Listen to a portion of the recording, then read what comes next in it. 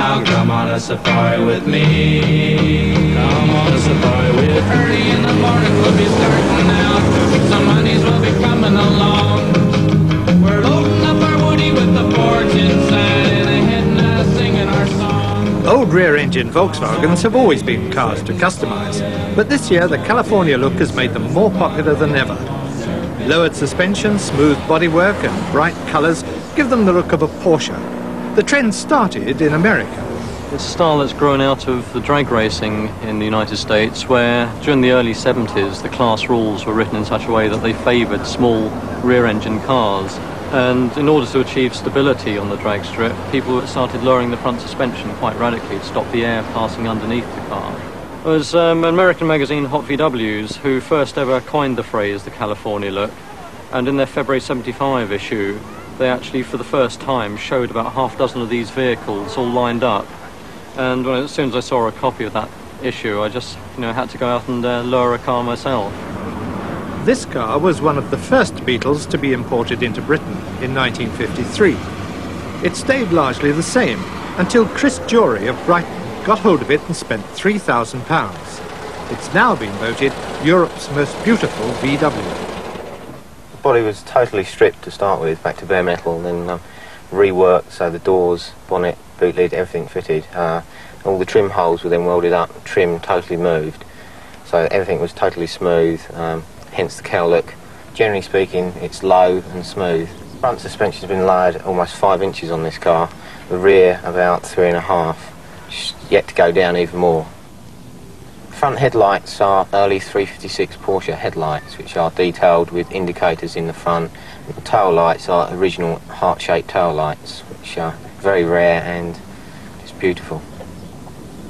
Inside, the original trim patterns have been kept, though the fabric's been renewed, and the whole dash has been painted blue. So, after all this hard work and expense, would Chris sell it? Yes, only to build another one, but there's someone interested at the moment, so... And you'd start all over again? Yes, but the other one would be more radical and just even cooler. Of course, you don't have to spend thousands on a Cal Look car. Beetles still come cheap. This one cost only £1,000 to buy and complete.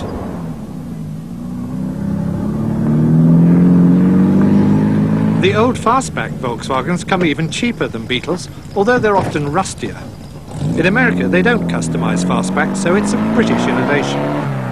Well, if anything I do, I never like to be the same as everybody else. So the idea was to be individual, really, not to copy everyone else, to build a fastback, and to basically try and be one of the first ones to have one of the fastbacks. The car's also different in the zigzag striped graphics outside, a theme carried through to the interior, on the seat and door trim. I think the whole cost of the car stands just under £2,000, but the reason for that is because I've done most of the work myself, and also the work that was done on it. A friend of mine done it. That's what the whole part of the cars is, just helping each other out. Engines are usually standard, but this one's enlarged to 1800 cc's. It powers another Cal Look fastback. The most serious problem that you have really is, because of the lowness of the car, is problems with ground clearance. Obviously manholes, curbstones, or pulling into the the on-ramp and a filling station, that kind of thing. You can frequently end up grounding a towing hook or the front suspension itself. And obviously with the skinny front tyres, the handling can be slightly interesting in the wet at times, but that's not to say dangerous. But for the ultimate in style, it must be a Carman Ghia. This one dates from the 60s and has been completely restored with its engine compartment colour-keyed and polished to match. Come on, baby, wait and see. I'm gonna take you surfing with me. These Cal Look cars certainly turned heads amongst the South End holidaymakers. Of course, Volkswagen purists will probably disapprove, but everyone else thought they looked sensational. Come on a safari with me. Well, that's all from Top Gear this week. Next week, we visit the Togliatti factory in Russia to test their latest hatchback. We look at the vehicles available to today's disabled driver.